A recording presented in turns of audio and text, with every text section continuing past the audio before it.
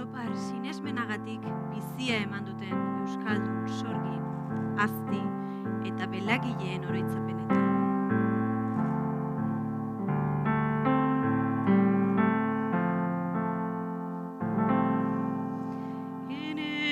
Herrion bakezalea, Eliza zuriz betea, goizerritiko jangoikoaren, herri hautetsi maitea, ire zeruak arrebidukeak, egoak ditiko hildu, oihartzun gabe ire oroitzan, hauenak dituk isildu. Zuen hauenak ene arrebak, plazetan errautseginak, gizon beltzaiek errez zaituzten, Euskal Herriko sorginak, sekulan zuen martirio, ez da kantatu euskaraz, nik ez horitz naiz dietzadolo, bertso berriak sarretaraz, zinez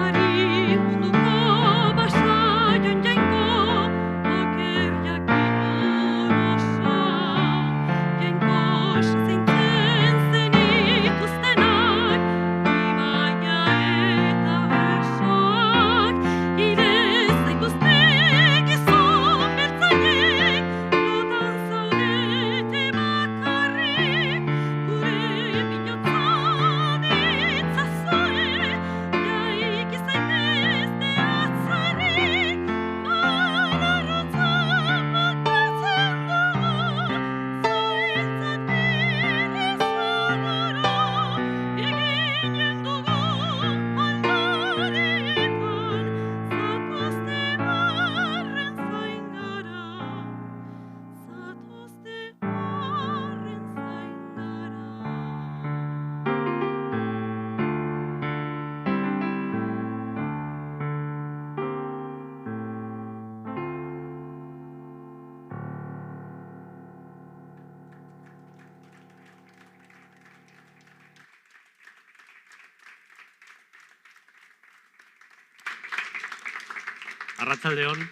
Arratsaldeon, eskerrik asko Kukaiko dantzariei, Joxan Mendizabal pianoa, Joxan Goikoetxea, barkatu, eta Clara Mendizabal ahotsa. Mesedez orain, jaitsi zaitezte, bajen, porque el acto continúa abajo. Clara Mendizabal les va a acompañar, de nuevo la voz. Udazken gorri gogora pentsu, maiko isilen getari. Hori mendian elur xuriak, neguaren aintzindari.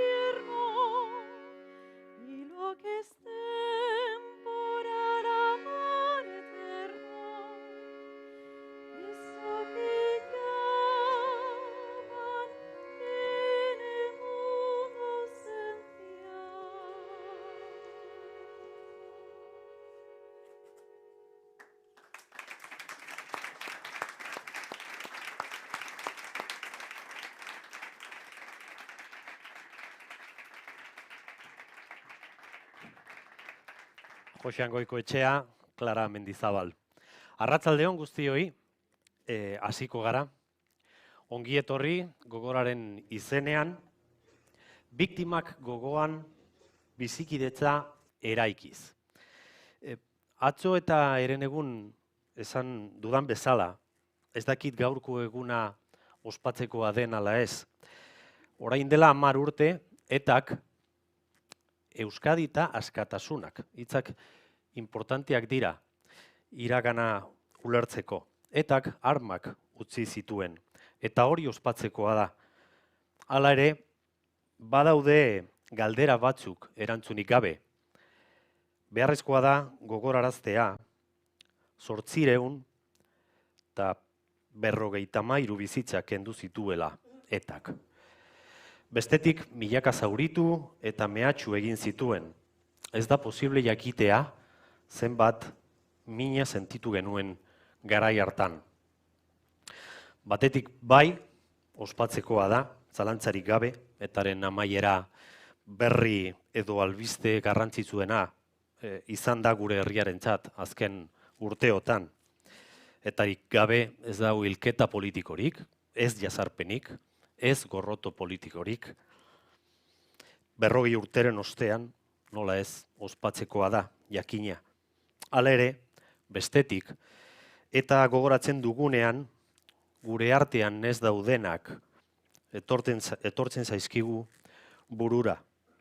Beraz, alde batetik poza eta bestetik tristura. 10 años sin ETA, y este es un país distinto, completamente distinto. Es irreconocible si comparamos nuestras calles con lo que eran hace 20 años nuestros pueblos. ¿Cómo estábamos hace 20 años? ¿Cuántas veces hemos vivido pensando, preguntándonos quién sería el siguiente? El paisaje cada fin de semana, con quema de mobiliario urbano, destrozos. Un país, en definitiva, que no era capaz de decirse a sí mismo que lo más básico es el respeto a los derechos humanos. Así que hoy es día para recordar a las y los ausentes, los que salen en este vídeo.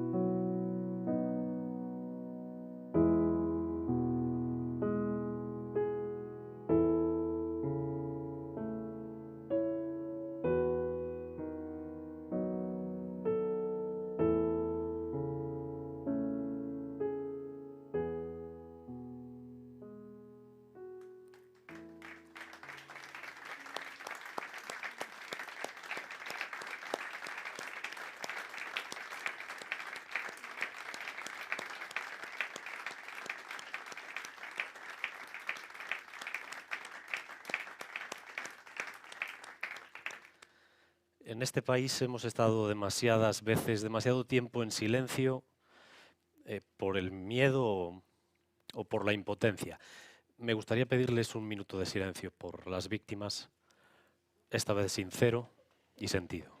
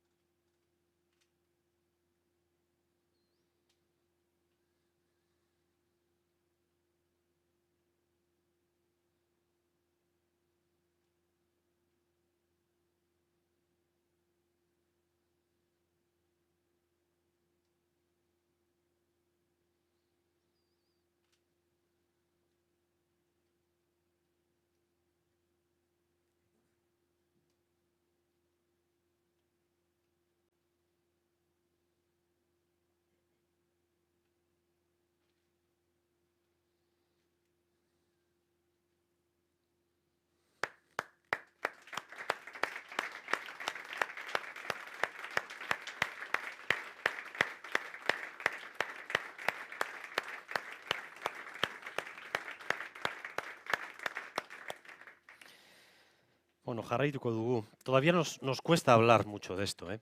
De hecho, da la sensación a veces de que hemos convertido algunas palabras en tótems y que nos perdemos en circunloquios para no llamarle a las cosas por su nombre.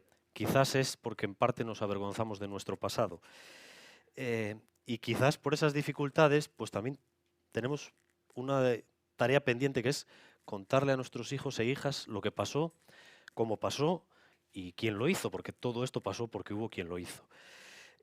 Les tenemos que explicar todo eso. Y el siguiente vídeo, a lo mejor, nos puede dar alguna pista.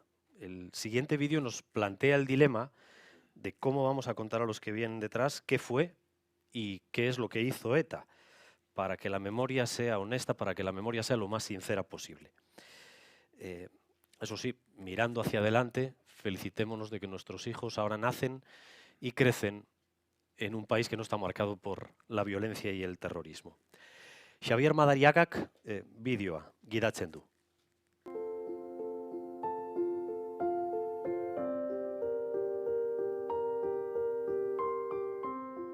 Konturatu ere ez gara egin, eta parkean, etarik gabe bizi den lehenengo belaunaldiak inguratu gaitu.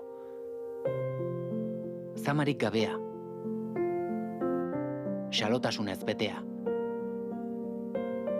Nola transmititu haiei gertatutako guztia.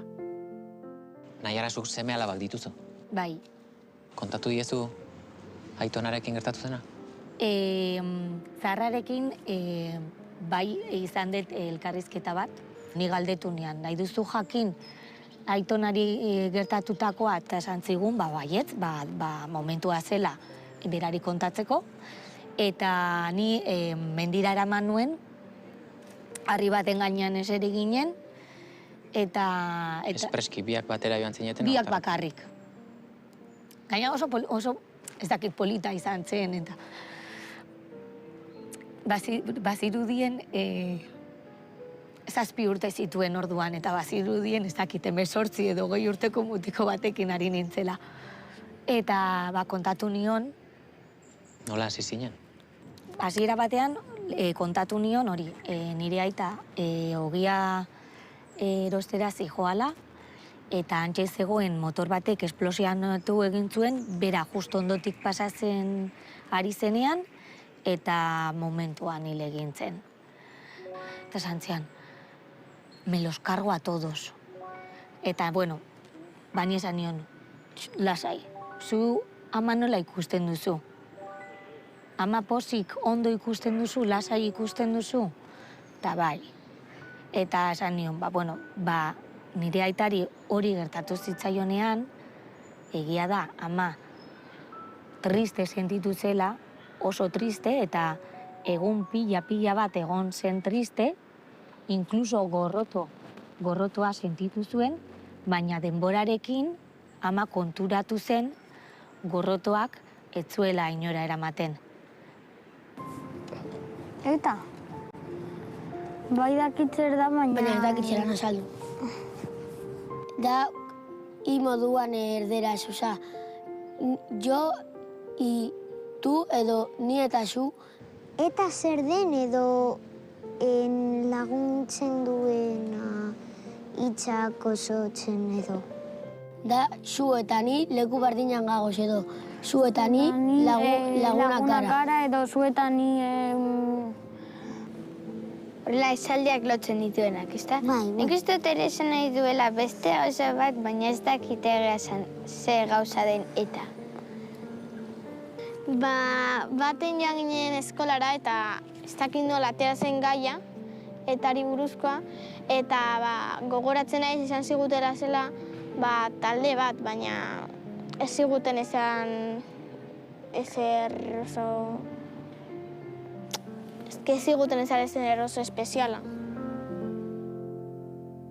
Alaba zaharrena, ja hindu galderaren bat, ez niri bere amari. Jakin daiteke ze galdera egin duen.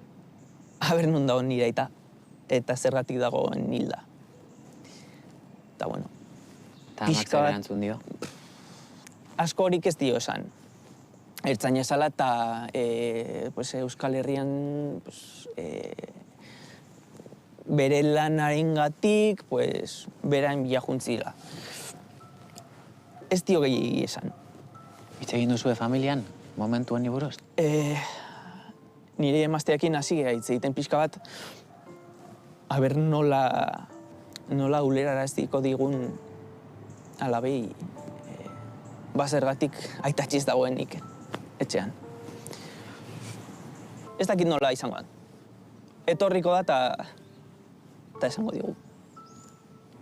Momentu horretan, iristen danean, pentsatuko duzu zure aitarengan? Hombre, ez que egunero pentsatzen dute aitarengan.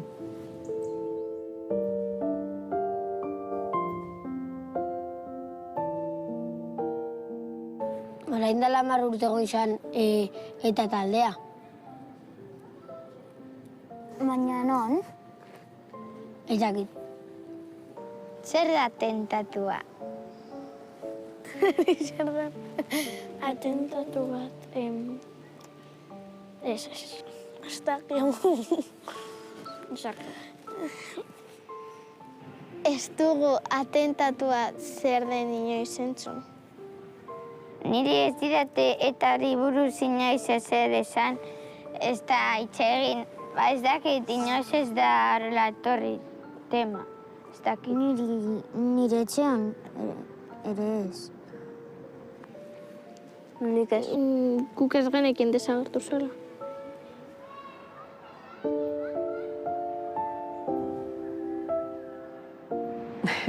Ez diet kontatu, baina ja ezin dut gehiago itxaron. Alaba zaharrenak 11 urte dauzka, eta, klaro, ja batzuetan berak galdetu izango dit, eta aitona nola hiltzen. Zeren zain zaude momentu hori aurkitzeko? Ez dakit, agian da beldurra edo ez dakit nola kontatu, ez dakit nondik hasi. Ze ez dut nahi dut normaltasun osoz kontatu eta ez dut nahi gorrotorik transmititu. Ez dut nahi behar, gero gorrotoaren bidez erreakzionatzea ez dut nahi ez. Eta behin kontatuta, liberazioa izango da? Pentsatzen dut baiet. Pentsatzen dut baiet, bai. Nen elkarrezketa eman nuen bezala ez, barruak gustu nituen bezala. Pentsatzen dut ja alabari kontatuta, beste ustualdi bat ez, sentituko dut bala. Zergatik da importantea, transmisio hau? Berriro gertatu ez dadin ez. Jakin dezagun zer gertatu denez, herri honetan, eta akats berdinak berriro ez ditzagun bete ez.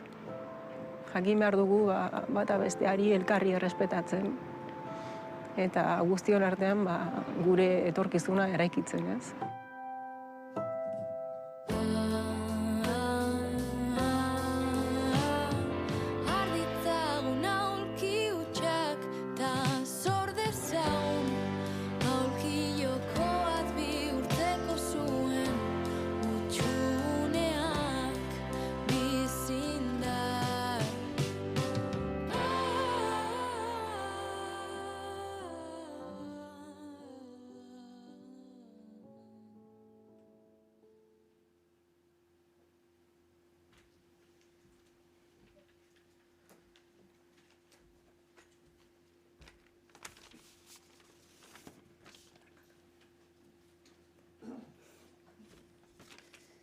Bideoan adierazi den bezala, garrantzitsua da gazteek jakitea herri honetan zer gertatu den.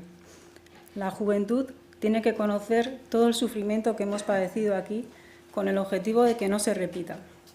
Bakoitza ahal duen moduan kontatzen saiatuko da, baina naturaltasun osoz kontatu beharko genuke.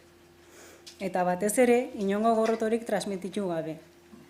En definitiva, el odio genera más sufrimiento, por lo que no debiéramos de transmitirlo. Gainera, kulturak tresna ezberdinak jarri dizkigu eskura, transmisio horretan lagundu dezaketenak.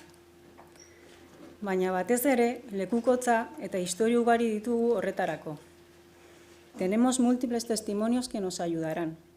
Norberak berea, edo senitartekoren batena, baita lagun batena ere, eta agian bizilagun batena ere bai. Esaterako, nire kasuan, aitonaren inguruan hitz egingo diet nire seme-alabei. Nor izan zen azalduko diet. Eta bere ideia politikoekin batez zetozenek erail zutela esango diet. Les explicaré quién fue y que fue asesinado por quienes no coincidían con sus ideas políticas. Baina ez hori bakarrik. También tienen que saber que el hermano de una amiga fue secuestrado y que en lugar de soltarlo, le dispararon hasta matarlo. Beste lagun baten aita, aldiz, kotxe barruan zegoela, tirokatu zutela esango diet. Y también lo que le pasó al padre de otra amiga, que nada más arrancar el coche, explotó y murió allí. Y tantas otras historias, eta beste hainbat. Guztiak, inoiz gertatu behar ez diren istorioak, esperientzia gogorrak, sufrimendu asko eragin dutenak, eta inork ez duelako eskubiderik beste pertsona bati bizitza kentzeko. Ez nire aitari, baina ez da ere Josi Zabalari, Mikel Uriberi, Juan Carlos García Goenari, eta aipatu ezarren gogoan izan behar ditugun beste biktima guztiei.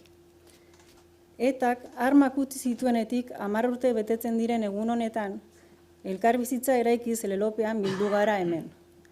Eta elkarbizitzaz hitz egiten ari garenez, etak eragindako biktimez gain, violentzia ezberdinak eragindako biktima guztiak izan behar ditugu gogoan. Para construir convivencia, además de a las víctimas de ETA, debemos tener en cuenta a todas las víctimas de las diferentes violencias que hemos padecido en este país. Estatuko segurtasun indarrek giza eskubideak urratu eta biktimak eragin dituzte. Eta biktima guztiek egia jakiteko eskubidea dute, baita justizia eta aitortzarako ere.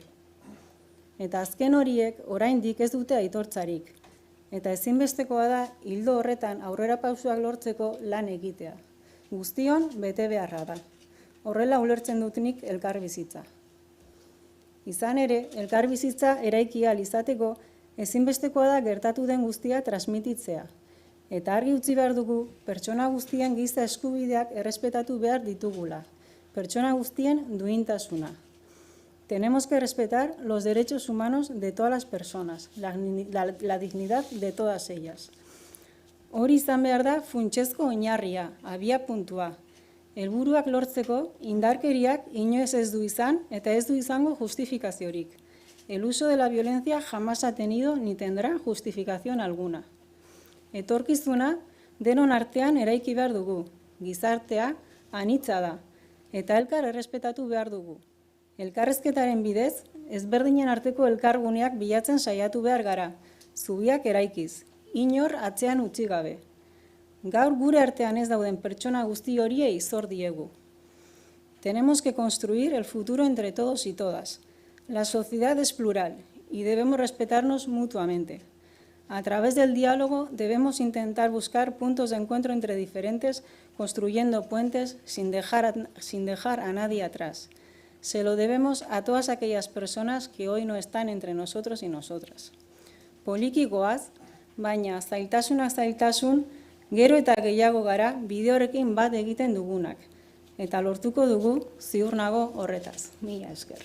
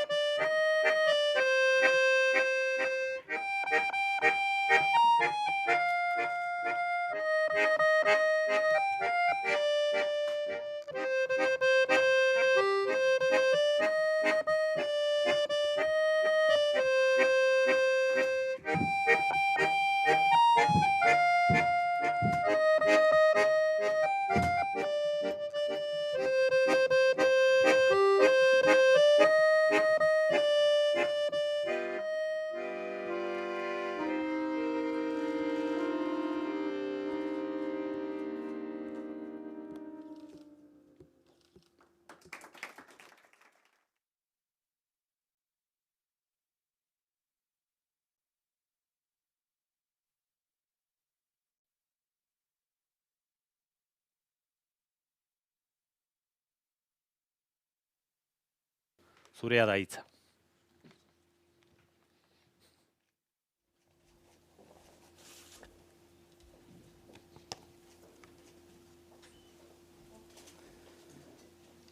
Eusko Legebiltzarburu Andrea eta zurekin batera zaudeten herri agintari, herri ordezkari guztiok, Gogora Institutuaren kideok, jaun Andreok, arratsaldeon, ongi etorriak.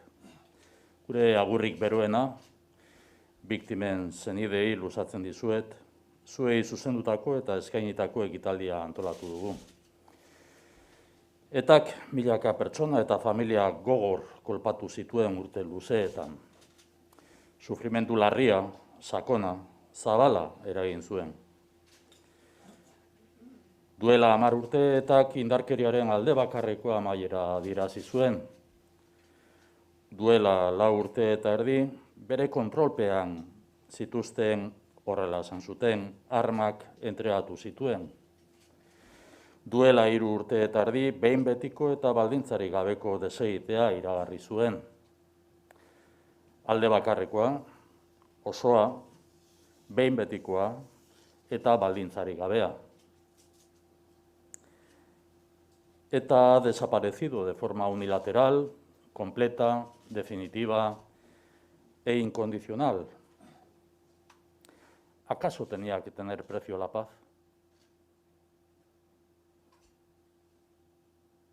Ya la había tenido y tiene el sufrimiento de las víctimas. Un sufrimiento también de la mayoría del pueblo vasco. Nuestro primer recuerdo está con las víctimas y sus familiares, a quienes dedicamos este acto de homenaje. Este acto se dedica a las víctimas ausentes, personas que no han podido desarrollar y culminar sus proyectos de vida. No han vivido este tiempo de paz. No conocerán el desarrollo de las vidas de sus hijos e hijas, nietos o nietas. Hoy hemos vuelto a escuchar algunos de sus testimonios. Son la expresión más directa de lo que en realidad significa la violencia. No estamos dispuestos a olvidar. La mejor manera de recordar es construir una memoria honesta. Ningún ser humano es un objeto cuya vida pueda ser instrumentalizada por nadie para ninguna causa. Los seres humanos no son objetos ni medios. Son personas, únicas e irrepetibles, con conciencia, dignidad y derecho a la vida. Parece mentira que tengamos que subrayar esta obviedad. Parece mentira que haya quien todavía no lo acabe de asumir con claridad. Recurrir al terrorismo, como hicieran otras organizaciones, pero como hizo ETA por tanto tiempo, hoy es aniversario del anuncio por parte de ETA. Recurrir al terrorismo es arrogarse la capacidad de decidir sobre la vida y la muerte de otras personas. Es un error radical, un error ético, político y democrático. ETA hankasartze bat izan zen hasieratik amaierara. Ez zen inoiz existitu izan behar. Eragindako sufrimentua ez litzateke berriz gertatu behar. Etaren amaierak ezin du ekarri besterik gabe orrialde bat pasatzea eta gertatutakoa ahaztea. Biktimek aitortza eta elkartasuna merezi dute, jasotzen ari dira. Baina horrekin batera, min guzti hori eragin zuen jarreraren balorazio kritikoa egin behar da. Etorkizuna zintzo eraikitzeko, bidezko etorkizuna eraikitzeko, biktimei eragindako kalte bidegabea aitortu behar da. Beharrezkoa da biktimei eta gizarteari mina eragin zien indarkeria gaitzestea. Beharrezkoa da helburu politikoak lortzeko indarkeriaren erabilpena ukatzea. Hori da, hurrengo belaunaldientzako oinarrizko ondarea. Es mucho lo que hemos avanzado en estos 10 años. La sociedad vasca vive y convive mejor. Avanzamos. Contamos con este Instituto Gogora. Tenemos leyes de reconocimiento de las víctimas del terrorismo y de las víctimas del abuso de poder. La política penitenciaria se ha modificado. Seguimos realizando estudios de clarificación del pasado. Avanzamos en las iniciativas de educación para los derechos humanos, la convivencia y la memoria. Vamos a profundizar en la justicia restaurativa. Avanzamos porque tenemos la determinación de recordar y acompañar a las víctimas. Avanzamos porque queremos que las víctimas sigan formando parte activa de la construcción de la convivencia y del futuro. Este es el significado de una memoria honesta que mira al futuro. Un futuro a construir entre todas y todos, sobre una sólida base de principios y valores éticos y democráticos. Termino agradeciendo vuestra presencia. Iraganeko, oraingo eta etorkizuneko irudi, soinu, dantza eta hitzekin gogoratu ditugu. Gaur, biktimen presentzia sentitzen dugu, etorkizunari begira dagoen memoria zintzo batekiko konpromisoa gogorarazten digute. Gogorarazten digute elkarrekin benetako bizikidetza eraikitzen jarraitu behar dugula, gure artean indarkeriak lekurik inoiz gehiago izan ez dezan. Hoy hemos sentido, acompañado y compartido el recuerdo de las víctimas. Lo hemos hecho con imágenes, música, danza y palabras. Música en la voz de la nieta de una víctima, la soprano Clara Mendizábal Santamaría, a quien transmito mi emoción y agradecimiento. Danza con el grupo Kukai, que también nos acompañó en el reconocimiento organizado en el Euskalduna Jauregui a las víctimas de otras vulneraciones de derechos humanos. Las víctimas nos recuerdan el compromiso vivo con una memoria honesta que mira al futuro. Su ausencia es su presencia. Eskerrik asko.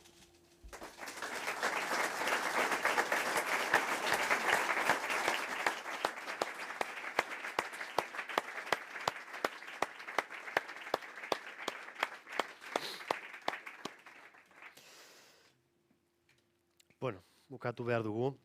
La verdad es que este acto no tenía que haberse celebrado nunca, no tenía que haberse desarrollado nunca y les aseguro que a mí me gustaría no tener que haberlo presentado nunca. Helburua da hau inoiz ez bizitzea, ikustea edo sufritzea. Bidean gaude, 10 urteren ostean, hobeto gaude. Eskerrik asko, testigantza emateagatik. Muchas gracias a todas y a todos por su asistencia.